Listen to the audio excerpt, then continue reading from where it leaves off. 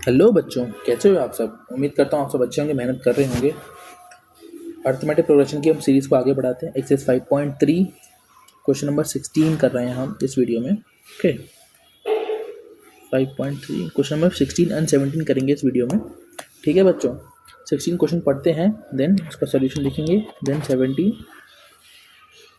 A sum of 700 is use to give 7 cash prizes to student of a school for their overall academic performance. If each prize is 20 rupees less than its preceding price, find the value of each of the prizes.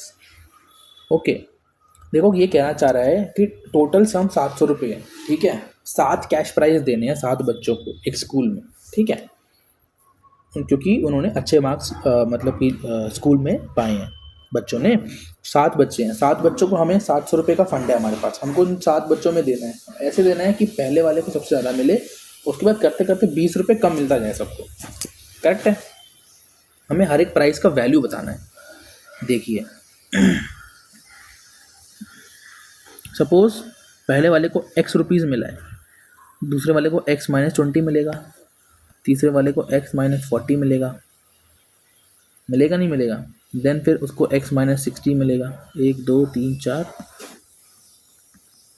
5 6 7 7 बच्चे हैं।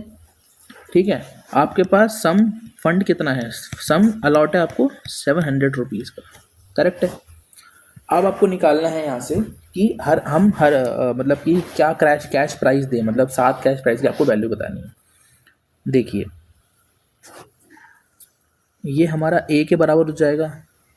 हम यहाँ से d निकालेंगे तो क्या निकालेंगे? d निकालेंगे हम x-20 minus of x। Correct, plus x से माइनस x मर जाएगा, क्या बचेगा? -20।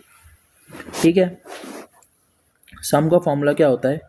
अब देखो 7 टर्म है तो S7 is equal to 7/2, 2 into में a क्या है? x प्लस में n-1 मीन्स 7-1 इंटू में d -20।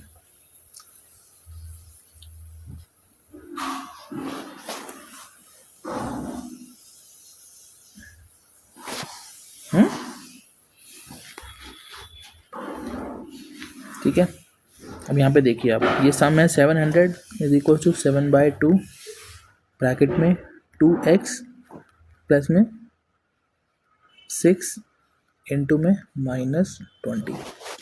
इसको इससे मार देंगे 100, ये इधर चला जाएगा, ये होगा 200 is equal to 2x minus 120। 200 plus 120 is equal to 2x, ये आएगा 320 इज इक्वल टू 2x, ये आएगा 320/2 x की वैल्यू, और x की वैल्यू आएगी 160 रुपीज़। तो अब x की वैल्यू आ गई 160। तो देखो कैश प्राइसेस जो होंगे ना, जो बच्चों को 7 बच्चों को दिए जाएंगे, तो कैसा होगा? पहला होगा 160, 140, 120, 100, 80, 60, 40।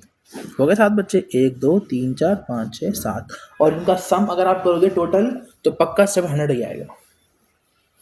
ठीक है, तो ऐसे ये क्वेश्चन हमें सॉल्व करना है, क्वेश्चन नंबर 16। तो ये इसका सॉल्यूशन है। अब हम देखते हैं क्वेश्चन नंबर 17, तो नीचे बना देते हैं। क्वेश्चन नंबर 17, क्वेश्चन 17 क्या कह रहा है बच्चों? 17 पढ़ते हैं। In a school students thought of planting trees in and around the school to reduce air pollution. It was decided that the number of trees that each section of each class will plant, okay, will be the same as the class if they are studying example, a section of class 1 will plant 1 tree, class 2 will class 12, है ना।